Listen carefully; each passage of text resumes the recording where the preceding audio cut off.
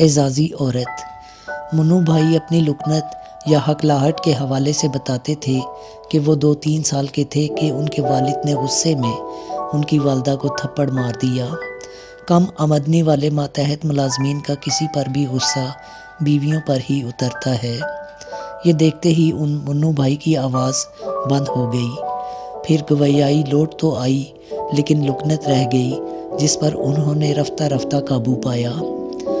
انہیں ہکلا یا تھتھا سمجھ کر ایک ڈرامے میں تھتھے جج کا کردار ادا کرنے کے لیے کہا گیا، لیکن وہ اس کے مکالمے مطلوبہ انداز میں ادا کرنے میں ناکام رہے۔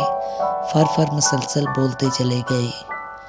ہکلاہٹ کے ذکر سے یاد آیا کہ ضیاء دور میں ہتھوڑا گروپ کا پروپیگنڈا کیا گیا تھا۔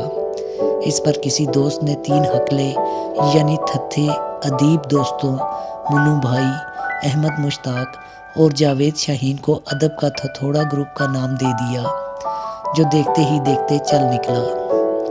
منو بھائی نے اس کے جواب میں بے بال ادیبوں کے ایک گروپ کو گنجینہ ادب کا نام دیا۔ ماں کے رخسار پر وہ تھپڑ ہی تھا جس نے انہیں ایسا فیمینسٹ بنایا کہ ویمن ایکشن فورم والیوں نے انہیں اعزازی عورت شپ دے دی۔